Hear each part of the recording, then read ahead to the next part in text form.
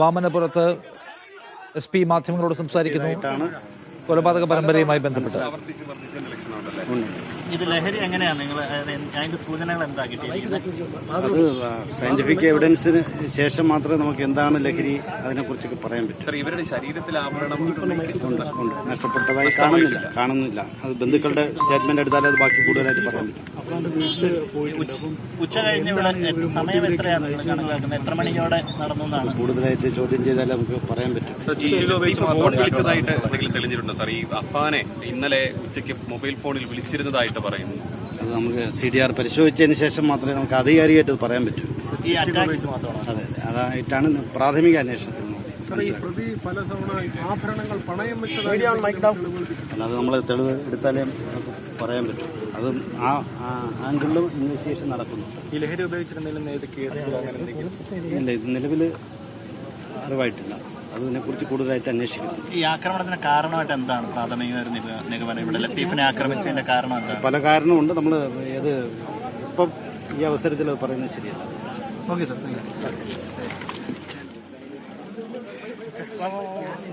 DYSP മാധ്യമങ്ങളോട് സംസാരിക്കുകയായിരുന്നു. ഈ കേസിലെ ഒരു നിർണായകമായ ഘട്ടമെന്ന് പറയാവുന്ന ഒന്ന്, അഫാൻ എന്ന ഈ പ്രതി ലഹരിക്ക് അടിമയായിരുന്നു എന്ന സംഗതി ഇപ്പോൾ പുറത്തേക്ക് വരികയാണ്. എന്ത് സബ്സ്റ്റൻസ് ആണ് ഇയാൾ ഉപയോഗിച്ചു പോന്നിരുന്നത് എന്ന കാര്യത്തിൽ കൂടുതൽ ശാസ്ത്രീയമായ പരിശോധന ആവശ്യമുണ്ട് എന്നാണ് DYSP ഇപ്പോൾ വ്യക്തമാക്കുന്നത്. എന്തായാലും നേരത്തെ സംശയിച്ചിരുന്നത് പോലെ തന്നെ ഇത്ര ഒരു ഹീനമായ കൊലപാതക പരമ്പര നടത്താൻ ഇയാളെ പ്രേരിപ്പിച്ച ഘടകം എന്താണെന്ന പരിശോധനയിൽ പ്രതി ലഹരിക്ക് അടിമയായിരുന്നു എന്നതിലേക്ക് പോലീസ് എത്തുകയാണ്. അപ്പോൾ സൽസ്വഭാവിയായ ചെറുപ്പക്കാരൻ, പ്രാർത്ഥനകൾ ഉണ്ടായിരുന്ന ചെറുപ്പക്കാരൻ, എല്ലാവർക്കും നല്ല അഭിപ്രായം ഉണ്ടായിരുന്ന ആളെന്നൊക്കെ പറയുമ്പോൾ കേരളത്തിലെ ബഹുഭൂരിപക്ഷം വരുന്ന ലഹരി ഉപയോക്താക്കളും ആരും അറിയാതെ രഹസ്യമായി ലഹരി ഉപയോഗിക്കുന്നവരും അത് പരിസരത്തോ നാട്ടുകാർക്കോ ബന്ധുക്കൾക്കോ ഒന്നും അറിയാത്തതാണ് എന്നതുകൂടി നമ്മൾ മനസ്സിലാക്കേണ്ട ഒരു കാര്യമാണ്. അതുകൊണ്ട് ലഹരി ഉപയോഗിക്കുന്ന എല്ലാവരെക്കുറിച്ചും അതിൻ്റെ അയൽപ്പക്കക്കാർക്കും നാട്ടുകാർക്കും എല്ലാം നല്ല ധാരണ ഉണ്ടായിരിക്കും എന്ന വിശ്വാസവും കൂടിയാണ് ഇവിടെ തെറ്റുന്നത്. ലഹരി ഉപയോഗിച്ചുകൊണ്ട് ആരും അറിയാതെ മാനസിക വിഭ്രാന്തിയുള്ളവരായി ഏത് സമയവും ക്രൈം നടത്താനുള്ള മനസ്സുള്ള മനുഷ്യരായി നമുക്കിടയിൽ ആളുകൾ ജീവിക്കുന്നുണ്ട് എന്ന സ്തോഭജനകമായ ഒരു വിവരം കൂടി ഇതോടെ പുറത്തു വരികയാണ്. സ്വാന്തന എന്നോടൊപ്പം ചേർന്നു. സ്വാന്തന, ഈ ലഹരിയുടെ കാര്യം എങ്ങനെയാണ് പോലീസ് കൺഫേം ചെയ്യുന്നത്?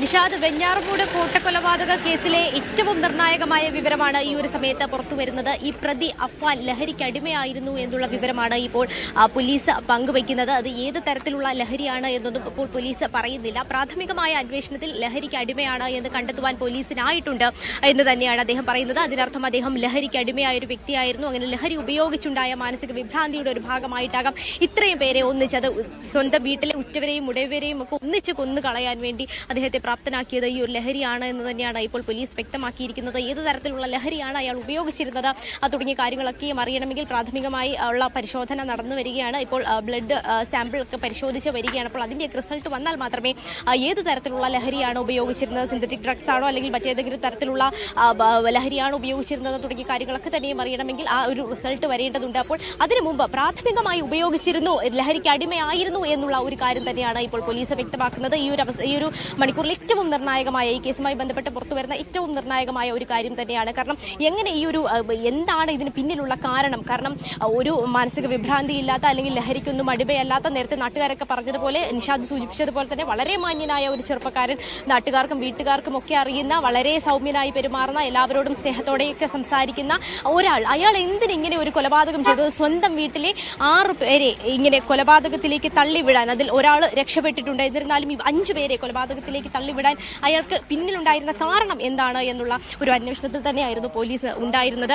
അപ്പോൾ അതിന്റെ ഭാഗമായിട്ട് ഇപ്പോൾ ലഹരിക്ക് അടിമയായിരുന്നു എന്നുള്ള കാര്യം ഇപ്പോൾ കണ്ടെത്തിയിരിക്കുകയാണ്. ഇവിടെ ഉണ്ടായിരുന്ന 2 മൃതദേഹങ്ങളും ഇപ്പോൾ പുറത്തേക്ക് കൊണ്ടുപോയിരിക്കുകയാണ്. നിഷാദ്, ഞാനിപ്പോൾ ഉള്ളത് ലത്തീഫിന്റെ വീട്ടിലാണ്. ഇപ്പോൾ ലത്തീഫിന്റെയും ഭാര്യയുടെയും മൃതദേഹമാണ് അല്പസമയം മുമ്പ് മെഡിക്കൽ കോളേജ് ആശുപത്രിയിലേക്ക് പോസ്റ്റ്മോർട്ടത്തിനായി കൊണ്ടുപോയിരിക്കുന്നത്. ഇപ്പോൾ ഇവിടെ പോലീസ് ഡോഗ് സ്ക്വാഡ് എത്തി പരിശോധന നടത്തുകയാണ്. വീട്ടിലെ നേരത്തെ ഈ ഫിംഗർ പ്രിന്റ് വിദഗ്ധരും അതുപോലെ തന്നെ ഫോറൻസിക് അംഗങ്ങളുമൊക്കെ ഇവിടെ എത്തി പരിശോധന നടത്തിയിരുന്നു. നേരത്തെയും ഡോഗ് സ്ക്വാഡ് പരിശോധന ഒരു വട്ടം കഴിഞ്ഞതാണ്. അതിന് പിന്നാലെയാണ് ഇപ്പോൾ വീണ്ടും ഈ ഒരു പരിശോധന നടക്കുന്നത്. 2 മൃതദേഹങ്ങളാണ് നിഷാദ് ഈ വീട്ടിൽ ഉണ്ടായിരുന്നത്. അത് ഈ പ്രതിയുടെ അച്ഛന്റെ ചേട്ടന്റെ മൃതദേഹവും അതുപോലെ തന്നെ ചേട്ടന്റെ ഭാര്യയുടെ മൃതദേഹവും, ലത്തീഫിന്റെയും അദ്ദേഹത്തിന്റെ ഭാര്യ ഷാഹിദയുടെയും മൃതദേഹങ്ങളാണ് ഇവിടെ ഉണ്ടായിരുന്നത്. അതിൽ രണ്ടിടത്തായിട്ടാണ് ഈ മൃതദേഹങ്ങൾ കിടന്നത്. ഒന്ന് ഈ ഹാളിലും അതുപോലെ തന്നെ മറ്റൊരു മൃതദേഹം അടുക്കളയിലും ആയിരുന്നു ഉണ്ടായിരുന്നത്. ആ 2 മൃതദേഹങ്ങളാണ് ഇപ്പോൾ ഇവിടെ നിന്ന് മാറ്റിയിരിക്കുന്നത്. ഇപ്പോൾ പോലീസ് പറയുന്ന പ്രധാനപ്പെട്ട ഒരു കാര്യം, അവർക്ക് ഈ നെഞ്ചിന് മുകളിലേക്ക് തലയുടെ ഭാഗത്ത് ഏറ്റ ക്ഷതമാണ്. തലയുടെ ഭാഗത്ത് അടിച്ച് മുറിവേൽപ്പിച്ചിട്ടുണ്ട്. അത് ഇന്നലെയും FIR-ലടക്കം പറയുന്നുണ്ട്. മാരകായുധം ഉപയോഗിച്ച് അടിച്ച് പരിക്കേൽപ്പിച്ചാണ് ഈ കൊലപാതകങ്ങൾ നടത്തിയിരിക്കുന്നതെന്ന്. അതിൽ ഈ മാരകായുധം എന്ന് പറയുന്ന ചുറ്റികയാണ് എന്ന് പോലീസ് ഇന്നലെ സ്ഥിരീകരിക്കുകയും ചെയ്തിട്ടുണ്ട്. അപ്പോൾ ആ ചുറ്റിക കൊണ്ട് അടിച്ച് പരിക്കേൽപ്പിച്ച് ഉണ്ടായ മുറിവ്, ആ മുറിവിന്റെ ഭാഗമായാണ് ഈ 2 പേരും മരിച്ചിരിക്കുന്നത്. ഇന്നലെ ഈ പോലീസ് ഇവിടെ എത്തി ഈ മൃതദേഹങ്ങൾ കണ്ടെടുക്കുന്ന സമയത്ത് തന്നെ ഏതാണ്ട് 3-4 മണിക്കൂർ പിന്നിട്ടിരുന്നു ഇവരുടെ മരണം സംഭവിച്ചിട്ട്. കാരണം 7 മണിക്ക് പോലീസ് ഇവിടെ എത്തുന്നു. പിന്നാലെ 8 മണിയായപ്പോഴേക്കും ഇവിടെ ഡോക്ടർ വന്ന് പരിശോധിക്കുമ്പോൾ തന്നെ ഈ മരണം നടന്നിട്ട് ഏതാണ്ട് 4 മണിക്കൂർ പിന്നിട്ടു എന്ന് അപ്പോൾ തന്നെ ഡോക്ടർ അറിയിച്ചിരുന്നതാണ്. അപ്പോൾ ഏതാണ്ടൊരു ഉച്ച കഴിഞ്ഞുള്ള സമയത്താണ് ഇവിടെ ഈ കൊലപാതകം നടന്നത് എന്ന് തന്നെയാണ് നമ്മൾ മനസ്സിലാക്കുന്നത്. സ്വന്തം വീട്ടിൽ നിന്നും ഏതാണ്ട് 25 കിലോമീറ്ററോളം സഞ്ചരിച്ച് പാങ്ങോട് പോയി ഈ പ്രതി അച്ഛന്റെ അമ്മയെ കൊലപ്പെടുത്തുന്നു. അവിടെ നിന്ന് വീണ്ടും ഏതാണ്ട് ഒരു 19-20 കിലോമീറ്ററുകളോളം സഞ്ചരിച്ച് ഞാനിപ്പോൾ നിൽക്കുന്നത് ഈ ചുള്ളാളം എന്ന് പറയുന്ന അയ്യപ്പൻപുരം എന്ന സ്ഥലത്ത് എത്തി ഇവിടെ ഈ അച്ഛന്റെ ചേട്ടനെയും അതുപോലെ തന്നെ ചേട്ടന്റെ ഭാര്യയെയും കൊലപ്പെടുത്തുന്നു. അതിനുശേഷം ഇവിടെ നിന്ന് വീണ്ടും ഒരു 5-6 കിലോ സഞ്ചരിച്ച് സ്വന്തം വീട്ടിലേക്ക് തിരികെ പോയി അവിടെയാണ് ഈ പെൺ സുഹൃത്തിനെയും അതുപോലെ തന്നെ അനുജനെയും കൊലപ്പെടുത്തിയത്. ഇത് ആദ്യം ഈ